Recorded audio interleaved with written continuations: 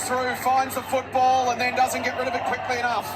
Umpire says play on. Big turnover here. Dozzy, Ramshaw, nothing to kick to at all. Has a couple of bounces. Chips it over the top. Great running McMahon and really well done. Well orchestrated goal from the Blues. McMahon's got his fourth. Just absolutely brilliant football. First, this pick up from Tipper on the INC Sports Nutrition replay. And then the pressure on the source. The tackles that turned the ball over. Ramshaw with the composure, the run and carry. He knew there was no one to kick to. Brilliant kick. And McMahon strolls in and kicks his fourth and 3 in this third quarter. Okay, this was sent out to the clubs on around about November the 16th last season in regards to SSP, so the rules associated to the supplemental selection period. So the clubs have been advised that the SSP will commence at 9 a.m. on Monday, November 27, and run across the pre-season before the deadline at 5 p.m. on Monday, February the 19th, which is next Monday. So it's coming. The end is coming. And furthermore, to be eligible for the SSP, players must have nominated for the most recent AFL draft, which was last year, the most recent, or previously been on an AFL list. Okay, so that's important. They have to have nominated or previously been on an AFL list. So that opens it up. Clubs will have 2 windows to formally sign a player via this SSP. One's already gone. That was between November 27 and December the 14th, which we weren't involved in. At that stage, we had 44 players on our list. And then Jack Silvagni has ruptured his ACL since we came back from the new year. And the next period is January the 15th to Feb the 19th. And we're in that stage now. And the deadline is at 5 p.m. next Monday. Okay. Trialists will be paid a minimum of $1,000 per week to train. I always thought, what happened to those blokes who were training with a football club? Were they getting paid? They had to give up their job to come and train because they're full-time. They'd be in the full-time program if you're trialling. With clubs also responsible for the cost of return airfares and accommodation if the player is invited to train with an interstate club. Now, I don't think we've invited anyone from interstate. I might be wrong, but I don't think so. We would have heard by now. Okay, so if we intend on replacing Jack Silvagni, which I think we probably will before the start of the season, we need to do that by Monday, 5 p.m, Feb the 19th. So the question is, who is it? Who are the players who could be in consideration for that spot? Do we have any actual players trialling? Because when you have a VFL team and when fans don't get access to training, which we don't do, it's very hard to get an indication of actually who is actually training on a full-time basis with your football club. Will we go outside of our VFL program? Because we didn't last year. We took Alex Chincotta in this period, who replaced Zach Williams. Do we just pluck someone that Nick Austin already has in mind? Or are we going to go with a player from our VFL program, which I think we will. I think if we do, or we could wait to the mid-season draft. At the moment, we've got 43 pretty much fit players, except for Jacob Wiedering. Okay, but we have lost Jack Silvagni.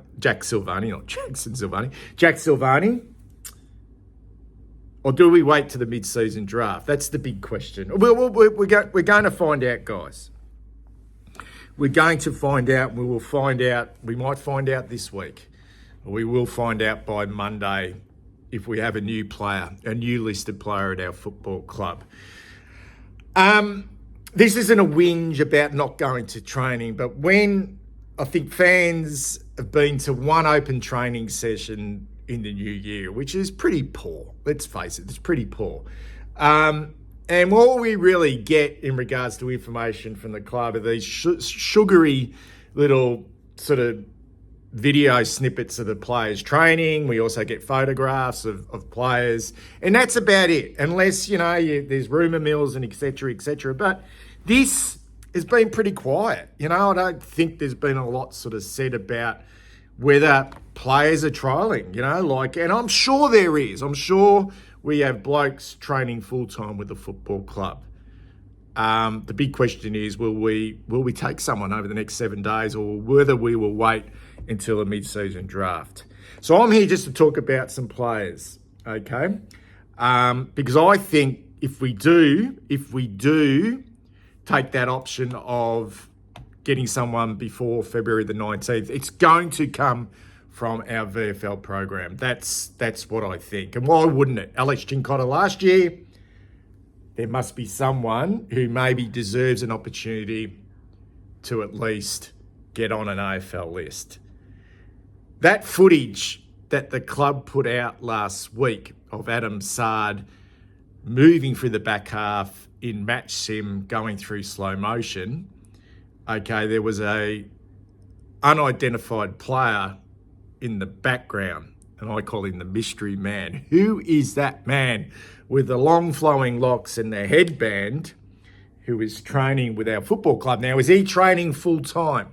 Because it's certainly not one of the 44 players on our list. It's in fact a boy called Heath Ramshaw. Now, I'll get to Heath shortly. All right? But these are the players, okay, that departed our VFL program from last year. They've already departed. So Ben Crocker, gone to Collingwood. Luke Parks, who'd been previously on our list, delisted, came back, played VFL last year. He's gone. I think he's gone to Port Melbourne. Ben Ronk, gone. Small forward from Sydney, gone. Tyrese Lou, sort of developing third tall in the back half, gone. Ben Moyle, Sam Grant, Mitch Moshiti. They're all the confirmed departures from our VFL squad. So they're all out. Okay, it's not going to be any one of those. Because there was, for a long time there, next bloke up, to get an opportunity could be, say, a Ben Ronk. Previous AFL experience, blah, blah, blah. Ben Ronk or Ben Crocker. Okay, but it can't be them. They've gone. So I've looked at the Carlton reserves 2024 re-signings plus some new players at the football club. And it could be pretty much any one of these guys. All right, I'll go through them really quickly. Ned Carl, been at the club now for a few years. Former Essendon small forward. Previous AFL experience, so he qualifies. I don't think it'll be him, though. Patrick Dozzi, youngster, young developing midfielder. He nominated for last year's draft. Obviously didn't get picked up. Hayden Gill. Now, my understanding is Hayden, who's a little bit taller, a little bit developing key position player. He will play in our VFL reserves next year, but he didn't nominate for the draft last year. So he's out. Blake Cupers, another youngster. Now, he nominated for last year's draft, so he's eligible. Michael Lewis has been around now for a little while. He's eligible because he nominated last year as well.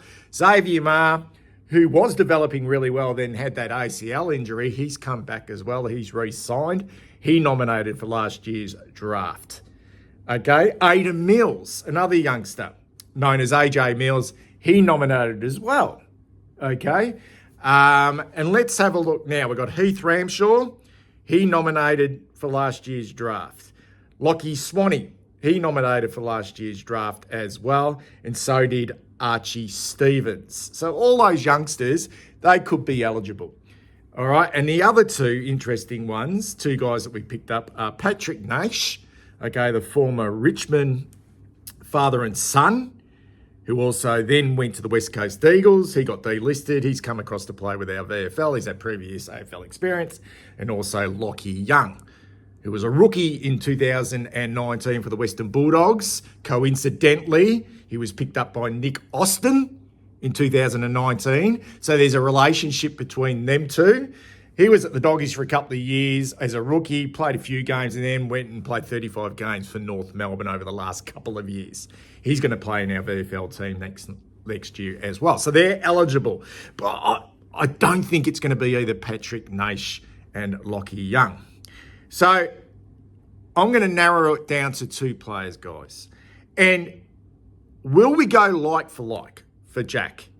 Are we going to replace, I suppose, a hybrid forward, and Jack's got that ability to be able to pinch hit in the ruck? I think that's a very, very, very hard position to fill. And will we actually bring in a player to our football club if we don't think he's actually good enough and is going to make it long term? Okay? Or will we go with probably just next best available and someone from our VFL list who we think has got a lot of promise, has maybe had a run which has been disrupted somewhat, similar to, say, an Alex Chincotta that we can see over the next couple of years could develop into a really serviceable or good AFL footballer. So there's two names. There's the man in the photograph, Heath Ramshaw. But before I get to Heath, I'm going to talk about Liam McMahon. Now, Liam McMahon, in that footage which I showed at the start of this video, he's the boy who got on the end of the kick from Heath Ramshaw. The funny thing is these two boys, both 21-year-olds, actually were teammates at the Northern Knights. And I'll get to that shortly because it's. I think the two leading candidates were actually teammates together, and I reckon they would be quite close. Now, Liam McMahon has had previous AFL experience, he's been on an AFL list, before he came to our VFL program last year. He was drafted out of the Northern Knights. He's 21 years of age, 195 centimetres, drafted at pick 31 by Collingwood in 2020 as a developing key tall. Really long reach, reaches the ball at its highest point, good vertical leap, but a body which doesn't have, I suppose, the strength to be able to, really go at one-on-one with the bigger players in the competition. And that's something which, you look at his body shape now, even in the VFL last year, it's something where you just sort of think, well, has he got the physical strength at AFL level? It's questionable. But he spent 2 years at Collingwood, played a fair bit of VFL football with the Pies. So he played 26 games of VFL football in 2 seasons with Collingwood, first as a developing key position forward, and then in his second season in 2022, they trialled him as a defender before delisting him. He decided to come. He signed with Montmorency. I think are they in the Northern League or the old Diamond Valley League? Anyway, he signed with Montmorency, but he came to our VFL program last year and put in a pretty solid campaign in 17 games last year, kicked 18 goals and kicked a couple of bags of 4 twice, including that really polished display in round 12 against Essendon, where he kicked 4, and then a couple of kicked 4 against Coburg a couple of weeks later. Now, he appears to be someone you could bring in and really develop as a replacement for Jack Silvagni. But do we already have maybe enough of those players coming through? I mean, we've got Lemmy, who's a little bit bigger, but plays a similar type role. And we've also now got Ashton Moyer coming through as well. So Liam McMahon, I think is a big possibility. However, I'm going to go with Heath Ramshaw. I've just got a feeling with Heath Ramshaw. His journey at the Carlton Football Club, first and foremost. He's been with us now this will be his 3rd season in the VFL program. His first year he played, I think, 4 or 5 games at the back end of the year, and then put together pretty much a full season last year where he really emerged in 2023. Started as a defender and gradually moved into the midfield and really worked on his speed and strength in that period of time. Like McMahon, were teammates at the Northern Knights, both 21 years of age. Ramshaw from Clifton Hill. And his club, if he wasn't going to be playing VFL with us, was Fitzroy in the VAFA. But he was pretty much full-time in our VFL program, and also spent a year or 2 at our College of Sport at Carlton Football Club and part of the football development program there. So he's known. I think he's known to the football club. I think his work rate and his personality has been around the club for a period of time now. He's played 20 games of VFL football. He played 16 last year. 8 of those games he had 20 disposals or more, including a 33 disposal game against Essendon in round 12. Coincidentally, the same game that Liam McMahon played his best game.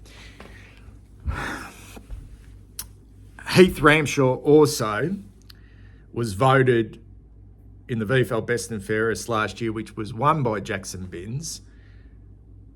Heath Ramshaw was voted the best young player, which included the sort of description of the emerging talent at the football club. I think there's a bit more upside to this kid. I think he's well, you look at the taller guy and think more upside.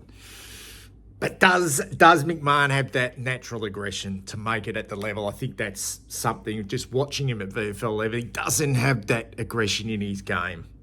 Okay, he reminds me a little bit of, Liam McMahon reminds me of Mitch Brown. You remember the Mitch Brown that was drafted to Geelong, didn't make it there, then went to Melbourne and then went to Essendon? He was a really sort of thin centre forward, really good player, but just never quite. Liam McMahon reminds me a little bit of that, but not as good.